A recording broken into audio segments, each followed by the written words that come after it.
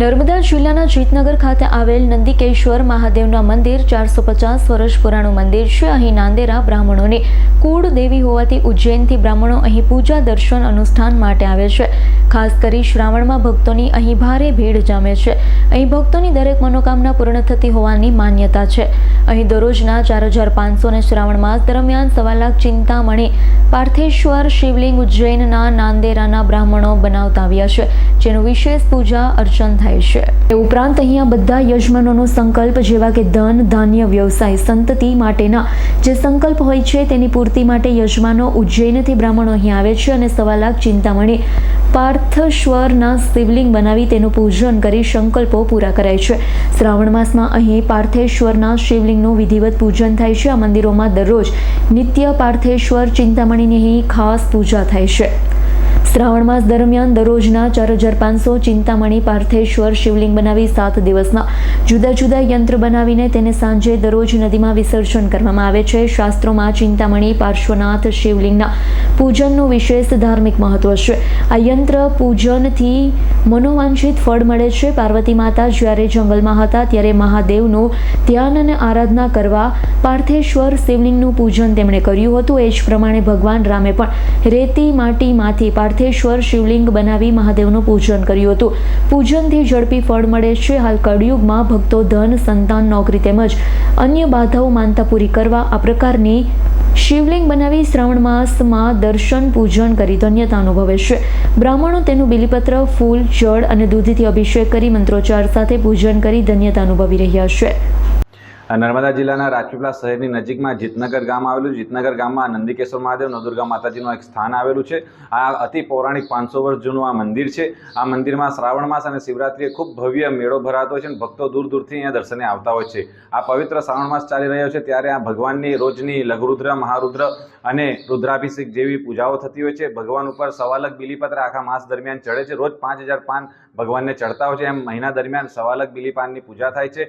અને સાથે સાથે મહાદેવની પૂજાની સાથે એક પાર્થેશ્વર શિવલિંગની પૂજા પણ અહીંયા એક મહત્વની કરવામાં આવે છે. આખા મહિના દરમિયાન 1.25 લાખ પાર્થેશ્વર શિવલિંગ માટીમાંથી બનાવીને તેની પૂજા કરવામાં આવે છે. દરરોજ વાર પ્રમાણે રોજ તળાવના કિનારેથી માટીને લાવી અને સવારે મંત્રોચ્ચારથી શુદ્ધિકરણ કરી તેને પાર્થેશ્વર લિંગ બનાવવામાં આવે છે. નાના નાના લિંગ બનાવી આખા દિવસ દરમિયાન 5000 લિંગ બને છે અને તેની દરરોજ વાર પ્રમાણે યંત્રોની એક આકૃતિ તૈયાર થાય. યંત્ર બન્યા પછી તેની વિધિવત ષોડશોપચાર પૂજા, રુદ્રાભિષેક થાય છે અને પછી એને વિસર્જિત કરવામાં આવે છે. આમ રોજનો ક્રમ હોય છે. દરેક વાર પ્રમાણે દરરોજ સોમવારના દિવસે નાગપાસનું યંત્ર બને છે, મંગળવારે મંગળનું યંત્ર બને છે, બુધવારે કશ્યપ યંત્ર બને છે, ગુરુવારે પદ્મ યંત્ર બને, શુક્રવારે તારા યંત્ર બને, શનિવારે ધનુષ યંત્ર બને અને રવિવારે સૂર્ય યંત્ર બને છે. આમ 7 વાર પ્રમાણેના યંત્ર હોય છે અને યંત્ર બની અને તેની ખૂબ વિધિવત પૂજા કરવામાં આવે છે.